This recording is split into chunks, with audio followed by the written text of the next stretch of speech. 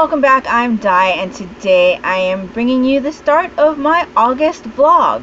So I had a great time vlogging during the month of July. It ended up not being what I had intended when I started the vlog, because I had intended for it to include my wrap-ups so that I wouldn't have to do a wrap-up at the end of the month. But that ended up not happening, so I ended up having to do a wrap-up for July. So it is today, Friday, August 6th. You will have seen a couple of clips, really short clips, of a couple of the things I was reading at the beginning of the month, and then a couple of the knitting projects that I've been working on, because I thought it might be interesting to share that with you, since I don't usually share those things on this channel anymore. I used to have my Yarny updates, which were my knitting podcast episodes, where I shared with you just my knitting projects on this channel. I haven't deleted what I had done before I moved them to their own channel. So if you're interested in seeing any of those, you can check out the Yarny updates playlist down on my channel. But if you're interested in more knitting content from me, I still do Yarny updates on my second channel, which is Disa's 19 Hearts Yarn. And so that is always linked down in the description box below, in case you're interested in seeing what I'm working on and hearing me talk more in depth about those projects. But I thought that since I am doing these vlogs, I'd share a little bit more of those things that you don't normally get to see from me on this channel. So I believe I showed you in the clip right before this one, my Yeti Goes to Jurassic Park V-back tee. So I am knitting a t-shirt, and it's called Yeti Goes to Jurassic Park because that is the yarn colorway that I am using. And so I obviously bought it because of the name, and I'm just knitting myself I believe it's going to be a short sleeve t-shirt that is reversible, so I can wear it either with the V in the front or the back. I will probably be wearing it as I showed it to you in the clip, so with the V in the front. And so you can see that I have already split for the sleeves and am working down the body, and that's been working up pretty quickly. I'm very happy with how it looks right now.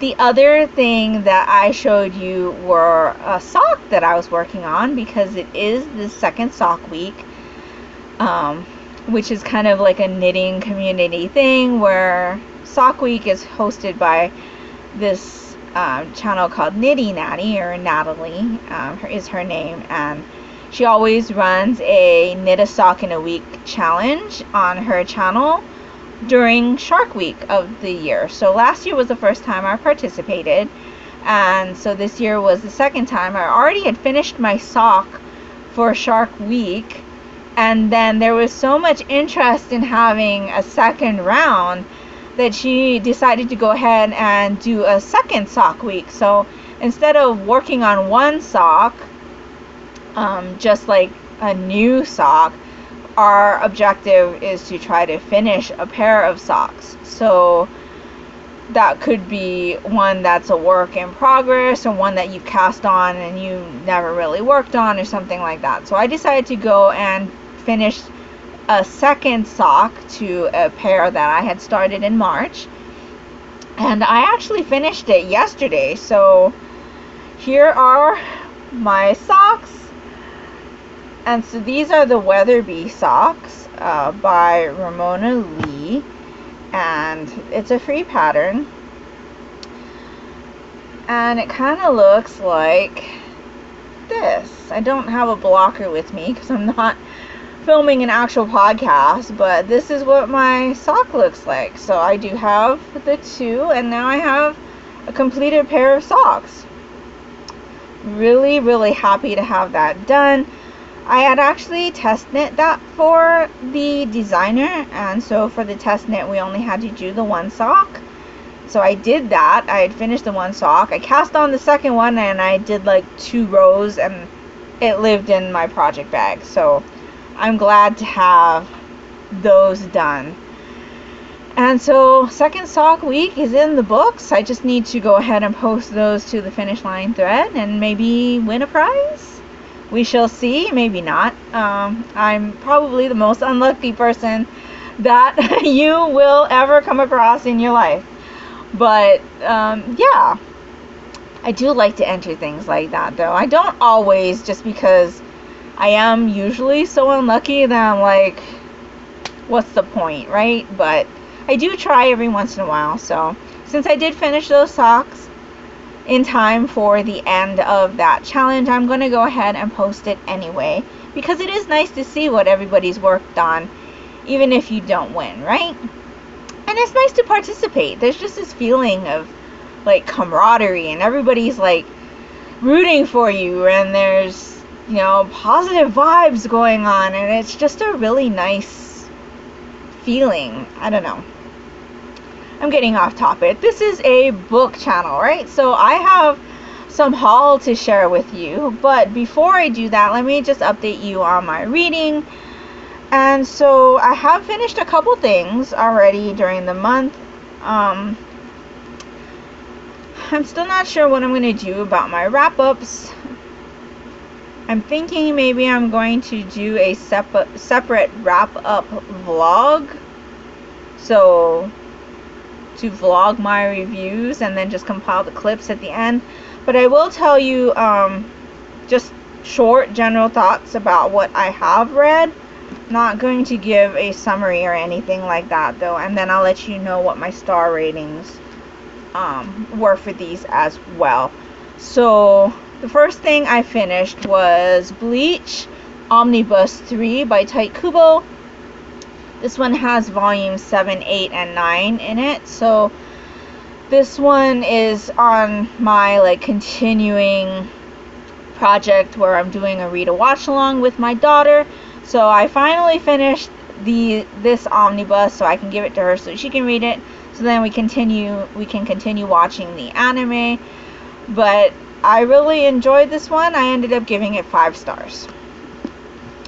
Then I read volumes 1 and 2 of Dive. This one is by original story by Etomori, art by Ruzuru Akashiba. Yes, Ruzuru Akashiba. Character design by Suzuhito Yasuda, and in collaboration with Animation Dive Committee. Even I, who am Japanese, have problems pronouncing Japanese names. But this is a 3-volume manga series that has to do with platform diving. So I thought it was appropriate to pick this series up because it has been sitting on my shelf for a while, and it is still the Olympics right now, and I'm enjoying watching the platform diving at the moment. So I ended up giving the first volume, I believe, 4 stars, and I ended up giving the second volume 4 stars on Goodreads, but it's actually a 3.5 because there were just things in this one that I didn't enjoy, as far as some stuff that happened with the brother, and then there's a lot of doubt going on, there's jealousy, and that one brought this one down for me. I have watched the anime adaptation because, like I said, it is in collaboration with Animation Dive Committee. The anime was on Amazon Prime. I'm not sure if it's still there, but if you're an Amazon Prime member, it's worth checking out. I did really enjoy seeing the anime, and this is an adaptation of that anime. So the anime was done before the manga was done. So I still really enjoyed this one. I do have one more volume. I don't normally wrap up mangas if I'm reading multiple volumes in this series until I've read all of the volumes. So like for this one, I said there's one more volume. So I'll let you know more of my thoughts on this when I get those done, or that last one done. And then the last volume of manga that I have finished for the month is, I started the Incurable Case of Love series by Maki and Joji. This is one that I am using for the Full Metal Challenge of read a book with white in the title, I think is what it says, and I'm also using it to complete my rotating decks challenge of read 6+ volumes of manga. So this has been a series that I've been anticipating for a while, and because I've heard so many people enjoy it, and as they were reading it as it was coming out, there were a lot of cliffhangers, so I knew that this wasn't going to be one that I wanted to jump into until I had all the volumes. And so since I had all the volumes now and it fit prompts for my TBR game and the challenge, I decided to go ahead and finally jump in. I didn't enjoy this one as much as I thought I was going to. There's something about the main character that is not agreeing with me, and this volume includes the same thing I had an issue with in the mangaka's other series that I read, which was Happy Marriage. I'll just tell you right now that there is a scene in this volume where this guy, the doctor, slaps our main character here, and it's for no good reason. I don't approve of physical violence, especially not physical violence between man and a woman. And the fact that our main character has been in love with this guy for 5 years and she still is after he slaps her, that's just a no-no for me. Like, it happened in Happy Marriage, and in that one they were married and he slapped her for no good reason. And if you want to hear more of my thoughts on what happened with that, definitely check out my series thoughts video on that one. I also talk about the live action adaptation, which I also watched and I enjoyed much more than the manga.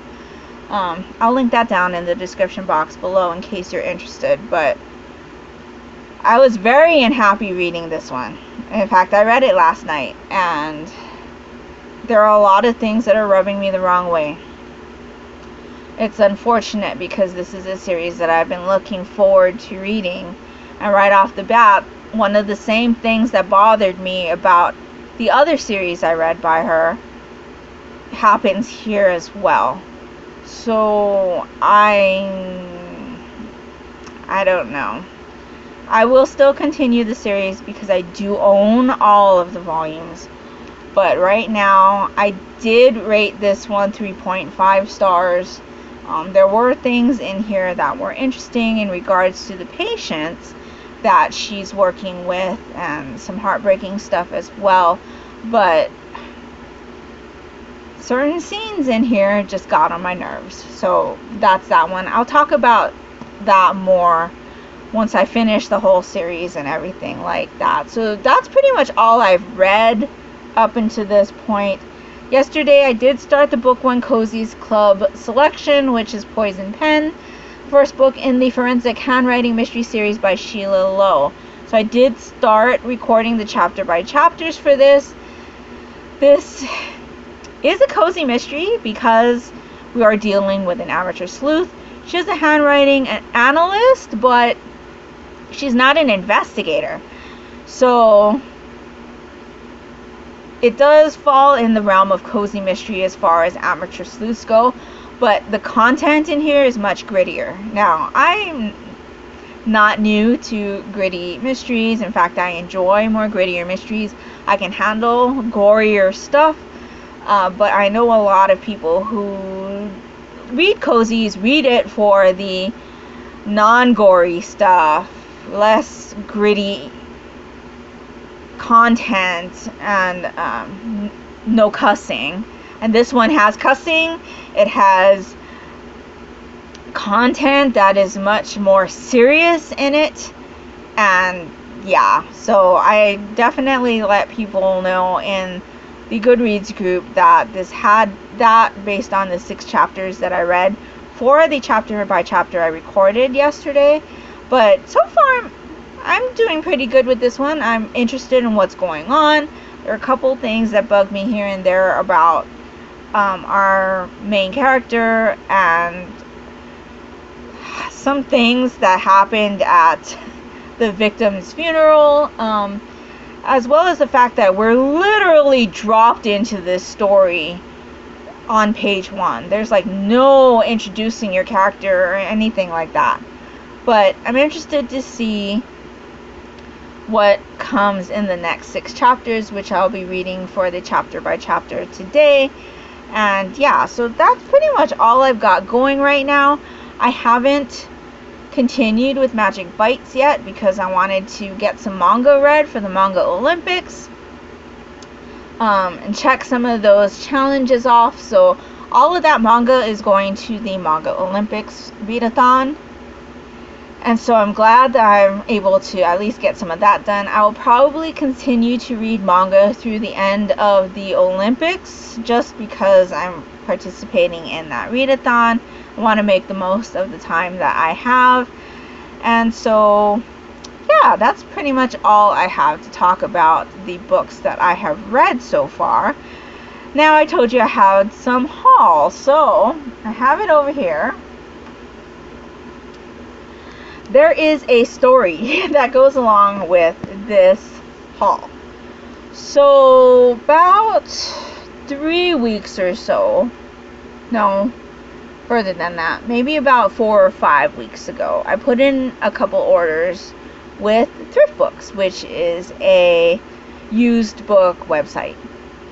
And then I got all the confirmations that my orders had come in, went to the mailbox, and the orders weren't there.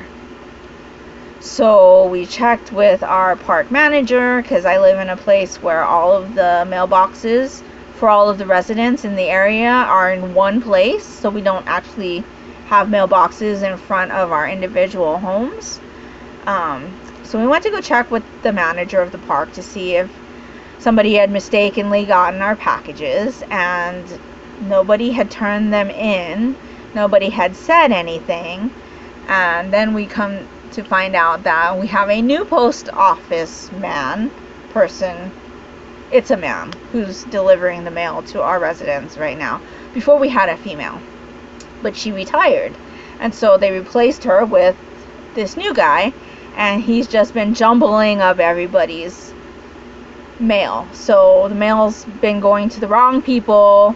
People aren't getting their stuff, lots of complaints. And my mom said that the office manager's office had other people's mail in it because other people had received the wrong mail. And so as of that time, our packages hadn't been turned in. You know, they said they were delivered, but I don't know where they were.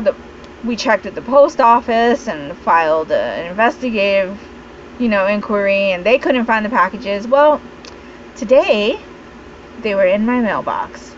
I don't know what happened, but I got them, so I thought I'd share them with you because I don't normally do, like, book hauls on my channel. I do manga hauls, but not book hauls. But anyway, I had a free credit to use on Thrift Books that was expiring, so I had to make an order. So that's how I got these. And so the first book I got is Miranda by Richard Peck, and this one is a story about 2 girls on the Titanic, I believe. And I got this because it's a story on the Titanic. So then I picked up Hangman by Jack Heath, and this one follows a serial killer that the FBI enlist to help them solve other serial killer crimes.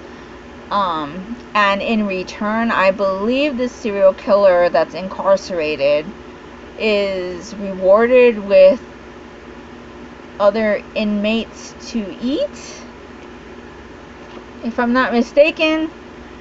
It says, for fans of Dexter and Hannibal, Hangman introduces an unforgettable new anti-hero. So I heard about this one on, I can't remember her name, but she does the Pick Pong TBR game. I will put her name down here, and I'll link her down in the description box below. But I had heard her talk about this series, and she really enjoys it. And it definitely sounds like it's one that I'm really going to enjoy as well. Like I said before, I do really enjoy grittier mysteries.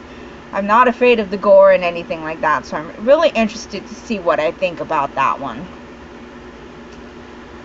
Then I picked up a DVD set, and that is Without a Trace, the complete second season. And this has been a series that I've been wanting to watch for a while, but I don't want to fork out $40 for new ones or more. TV series can get expensive, and for a series that I'm not sure that I'm going to enjoy enough, I'm not sure that I want to spend $40. So I got the first 2 seasons now. I'll see how I feel about them when I watch them. But this was less than $10, and as you can see, there's a sticker on there that says $10. And so I decided to go ahead and pick that up. Then I picked up 6-4 by Hideo Yokoyama. This, I believe, is about the botched investigation in Japan of a child's murder. Don't quote me on that, but I believe that's what it's about. 6-4, the nightmare no parent could endure, the case no detective could solve, a twist no reader could predict.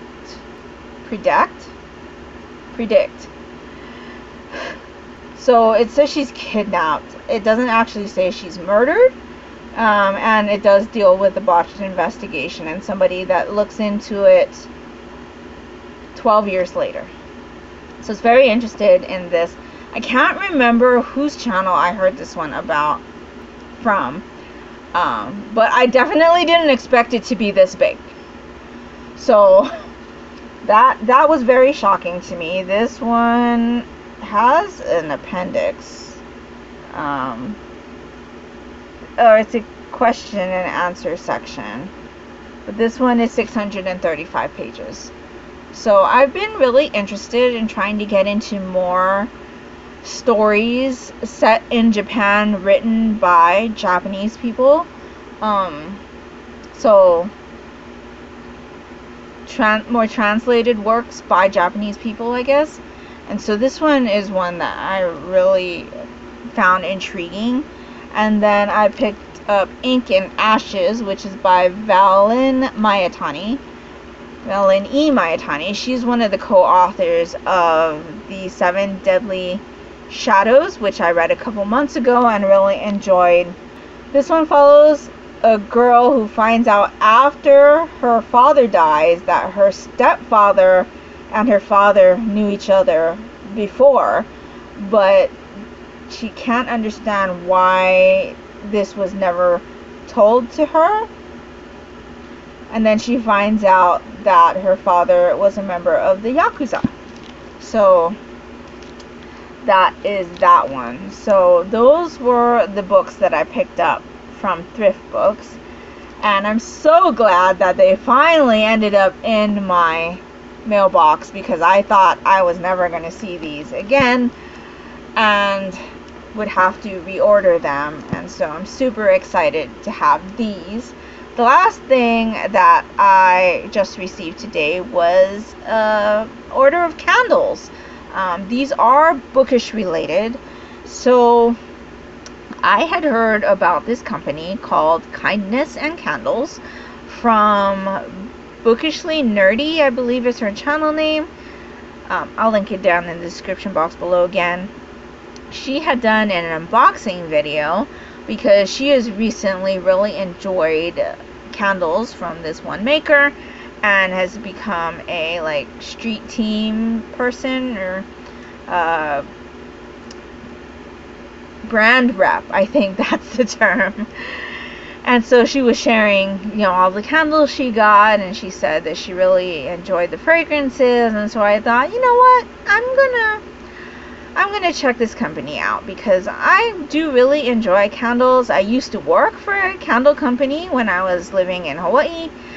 We actually made candles on premises, soaps and candles. So I know a little bit about what goes into doing that.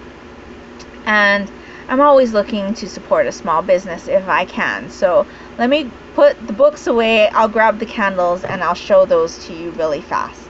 So, like I said, all of these candles are book related. And on the very top of the box, when I opened it, there is a little sample fragrance, like a little wax tart. So this one says Dearest Reader, and I'm not sure what the fragrance is because there's no description on the little baggie, but it kind of smells like baked goods. So I thought it was pretty cool that she included a little sample in there to try a different fragrance. But as of the ones that I got 7, and the shipping was no joke. Oh my gosh, shipping prices now are ridiculous. But the candles are super cute. They come in these glass jars and they have these metal tops, and on top there's a sticker that tells you the name of the candle and the fragrances that are in it. So this one is called Forks, as in the area that Twilight happens in. And it's pineapple and vanilla. So it is a 4-ounce soy candle. And then when you open it, it has a wood wick. So can you see that wood wick? And some glitter. So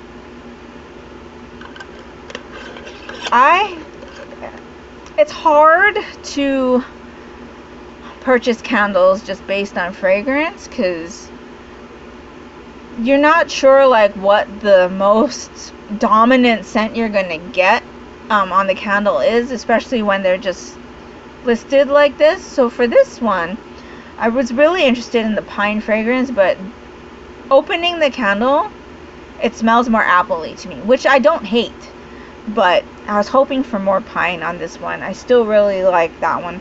I'm looking forward to seeing how it burns because I may get a different fragrance boost once it's burning. So the next one I got is Book Review. This one is Magnolia, Cherries, and Gardenia, and this is one that I really, really like. Just based off of opening the candle and smelling it, I'm thinking this is going to be one that I'm going to need to repurchase quite a bit. So it looks like that on the inside. So the glitters and stuff are different for each candle. I think they're made to like match the sticker. Cover By is the next one I got. This one is Pineapple, Coconut, and Honeydew. And this one I really, really enjoy as well. It definitely has that island fragrance. And it smells a lot like one of the candles that we used to sell at the company that I used to work for. I really, really like that one as well. So next up there is Currently Reading. This one is Mandarin, Cucumber, and Lemon Peel. And this one has like a coppery and green glitter. This one definitely smells a lot more of cucumber than anything else, but like I said, I'm curious to see what kind of fragrance throw I'm going to get when I burn it. This one is As Travars. I believe this is in reference to V.E. Schwab's A Darker Shade of Magic, which I have not read. But this one is White Tea, Peony, and Roses, and this is another one of the favorites just off the opening of the candle. And so this one, the glitter is really pretty.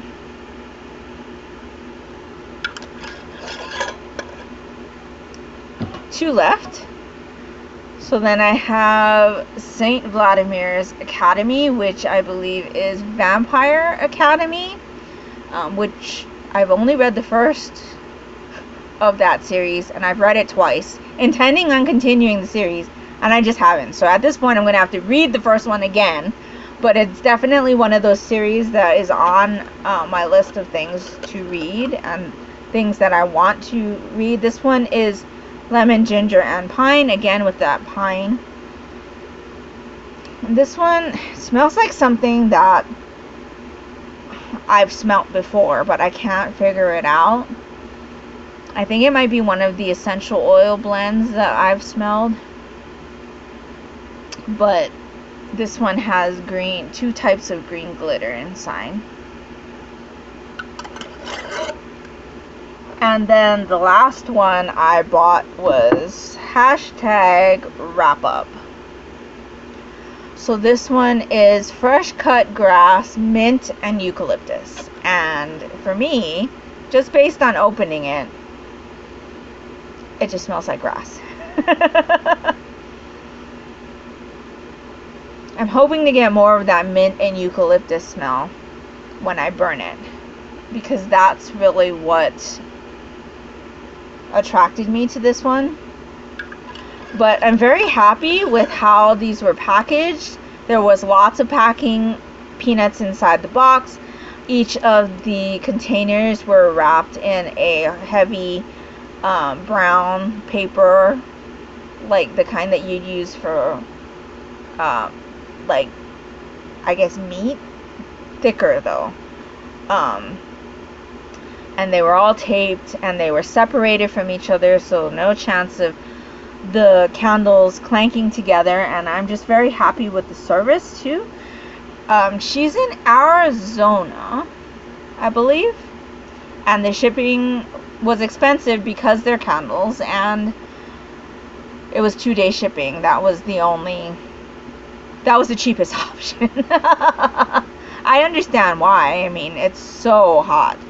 But yeah, I'll definitely be making another order. But I think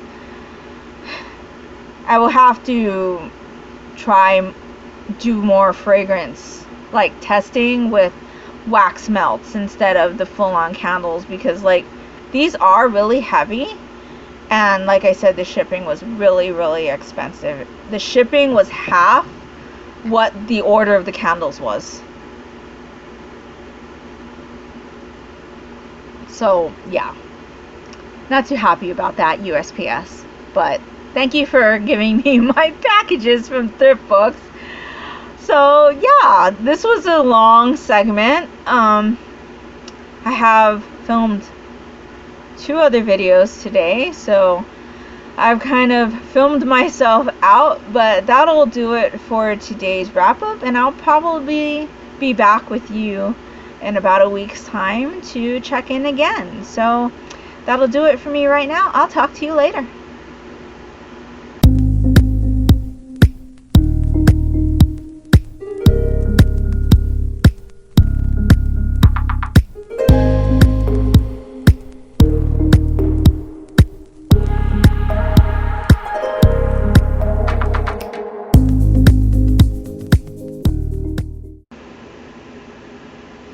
Hi everyone, it is Friday, August 13th. It is Friday the 13th. I do not like Friday the 13th. I don't know if I've told this story on my channel before, but there's a reason why I don't like Friday the 13th. When I was about a year old, I think, I had pulled an iron down on my foot.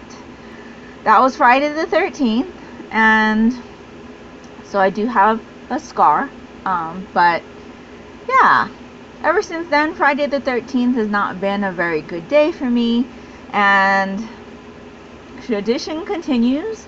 It hasn't been a very good day for me. I had to film today, and so I'm not quite sure how those videos are gonna come out, because my mind is not like putting things together really well, and I didn't want to not film today because I had already put all of this stuff on, and I didn't want to put it off until tomorrow So I just thought, I was already made up, I'll just get everything done. So I did just finish filming my series first impressions video for Poison Pen, which is the first book in the forensic handwriting mystery series by Sheila Lowe. This was the Book and Cozies Club selection for August, and so I did just finish up my chapter by chapters for this one a couple days ago, and so I filmed my series first impressions on it.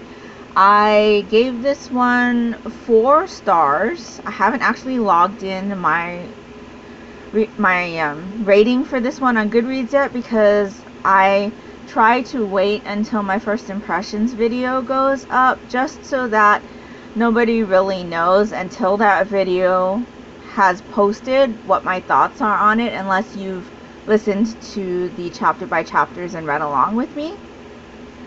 Those chapter by chapters are spoilery, just so you know, but I give my candid thoughts as I'm reading the book. So there's, I talk in depth a little bit about what happened in those sections, and so I'll link that playlist down in the description box below in case you're reading along with me and want to hear my thoughts as you read as well, or if you're just interested in my general unspoilery thoughts, my series first impressions video will give you that. So that's also linked down in the description box below. But I just finished filming that video, and yeah, like I said, I gave this one, or I will be giving this one 4 stars. Probably more like a 3.5 though. I definitely wouldn't consider this one a cozy mystery, just because we're not really dealing with an amateur sleuth. There is quite a bit of cussing, and the content in here is much more dark and gritty than a normal cozy mystery. So if you're one of those people that really like your cozy mysteries clean with no cussing and lighter subject matter, definitely give this one a pass, because this one is not going to be for you. But that's the book that I finished this week. And then during the Manga Olympics, which was a manga readathon that was being hosted by Christy Liu during the duration of the Olympics, I'll link her channel down in the description box below in case you're interested. She does a lot of manga content, specifically shoujo manga content. So definitely check her out if you're interested in shoujo manga or manga in general. But I participated in that, and so one of the titles that I read for that readathon was Dive. I actually have a bookmark in here. It is Shomaru from Inuyasha. My daughter had gotten me that a very long time ago, actually, but I had used it because I wanted to mark a page so that I could show it during my series thoughts video. And so I had read all 3 volumes for the manga readathon. This story is about a diving club who suddenly gets told that their diving club is going to be closed if they don't produce an Olympic athlete or someone who qualifies for the Olympics. And so it follows the club members trying to up their game and try to become the representative. And so this is a manga that is adapted from the anime, so if you're interested in the story, or if it sounds like something that you'd be interested in, the anime is available on Amazon Prime as of the day that I am filming this. So it's been on there for a while though, because I did watch it like 2 years ago by now. So yeah, I had already watched the anime before I added this title to my collection. I did forget a lot of what happened in the anime, so this was almost a fresh read for me. I really enjoyed this one. I gave volumes 1 and 3 4 stars. I gave volume 2 4 stars, but it's more like a 3.5. Volume 2 was the one that I liked the least. There's a lot of stuff in here that goes on that's like based around jealousy, and there's something that happens with our main character here. What's his name? Tomoki. He's got a brother that does something that I just really didn't like. And then there's a couple other things that happened in this volume that I didn't like, but volumes 1 and 3 I really liked. And that being said, on a whole, I really enjoyed this series. You can hear more of my thoughts on this series in my series thoughts video. Like I said, I filmed that one today. That will also be linked down in the description box below. So then after I finished that, I started to read An Incurable Case of Love, and I talked to you about that one in my last clip and said that I had some issues with it because of some physical abuse that happened. And yes, I do consider slapping some physical abuse, but I continued to read the series because it is on my TBR. So I had read volume 2, volume 3, and volume 4 to continue my read of this series. And I actually didn't read these as part of the Manga Olympics because by the time I got to them, the Manga Olympics was over, and so was the Olympics, and I ended up having to go back to work because I was on vacation during the Olympics. So yeah, I am going to finish this series up before I start on another book. But I am currently reading volume 5 of An Incurable Case of Love, and you can see that I just started this one last night, so I just got this much in before I decided to hit the sack. And so that's pretty much all of my reading. I'm still having issues with this series. I believe it's in volume 4. She actually slaps him, so that kind of evens everything out, but not really, because when he slapped her, there was a lot of force behind it, and when she slapped him, it was more like one of those hey, wake up kind of slaps. Because of something that happened, he was kind of off his game, and so she kind of gave him a love tap, if you will. I still don't like that, and I especially don't like the one that we got in the first volume. But like I said, I had an issue with that in Maki and Joji's other series, Happy Marriage. That actually happens in volume 7 or 8. It's somewhere towards the end of that series, and that slap happens between a married couple, and I didn't like it then. I've actually seen that happen in LDK as well. LDK is a series by Ayu Watanabe, which is one that I've talked about positively on my channel before. I can't remember which volume that happens in, but I didn't like that either. In that one, because I can't read the volumes back to back because they are released so slowly, I had forgotten about that until just recently. That series has like one volume come out every year. That's how slow the publication is on it. So the way that I read that series is a lot different from how I read Happy Marriage and how I'm reading An Incurable Case of Love.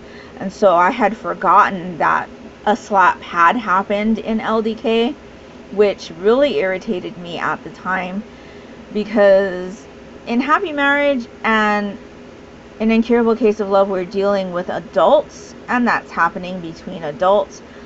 But in LDK, we're dealing with teens, and so that hits a little different. Even though the impact on me is the same, I still really don't support that kind of behavior. But I had forgotten. So LDK is still a series that I'm really enjoying, despite that one thing. But that series is not done yet. I believe I just got volume 16 in my most recent manga haul, and I'm not sure how many volumes there are left, but yeah, I don't know. I enjoy LDK a lot more than I have been enjoying An Incurable Case of Love and Happy Marriage. At this point, I think I'm probably going to end up enjoying Happy Marriage a little bit more than An Incurable Case of Love. There are aspects of our main character, the girl, Nanase. I can't even remember her name, but there are things about her character that really grate on my nerves. There are points in this series where she tries to be defiant and she just ends up making herself look stupid. There's also something that happens in volume 4, I believe. Let me just check that really fast. Yes, it happens in volume 4, which is this one, that I didn't agree with how she reacted to what happened. But yeah, I'm kind of lukewarm on this series, and it's kind of disappointing because this was one that I was only hearing positive things about from other people that I watch manga content from, and I only heard how great this series was and how much they're really enjoying this couple's relationship, and I am not there. I would say because this series is only 7 volumes, that I should be on board with this couple already, and I'm just not. I don't like them as individuals, and I don't really enjoy them together either. So yeah, I don't think this is going to rate higher than Happy Marriage, which is unfortunate because I had really high hopes for this series with everything positive that I was hearing about it. So now I'm starting to question if Maki and Joji is going to be a mangaka that I'm going to want to read from in the future. I do really enjoy her art style. I think her art style is very nice. I love the way that her characters are drawn and the facial expressions and things like that. But the storytelling, I'm having an issue with. I do know there is a live action Japanese drama that's available now for An Incurable Case of Love. And so maybe I'll enjoy that more than I'm enjoying the manga series, because that is definitely what happened with Happy Marriage. I will link my series thoughts video on Happy Marriage down in the description box below, because I do go into the differences I saw between the manga and the live action drama adaptation in that video, and like I said, I enjoyed the drama much better than the manga. Also, like I said, there was a slap in the manga, but I don't believe that was in the drama. I don't remember it being in the drama, but that was a couple years ago. So yeah, I'm very curious to see what the drama adaptation of An Incurable Case of Love brings. So while I wasn't planning on watching that, I think now that I'm almost done with reading the manga, I'm going to have to, because I have a feeling that will probably be viewed more positively in my eyes, just because, yeah, the characters are not really doing it for me, the story's not doing it for me, and I'm not really behind this couple, and I'm kind of disappointed about that. But there are other Maki and Joji series that I'm interested in. I believe there's at least one more. I think it's called SP Baby. That's a duology that I was thinking of picking up.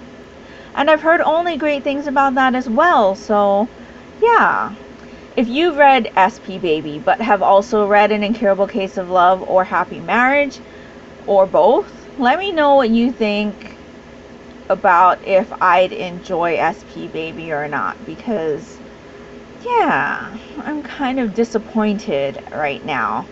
But like I said, next up on my plate, I'm going to get through Volume 5 of An Incurable Case of Love, go through 6 and 7 and finish up that series, and then I'm going to jump into my next novel.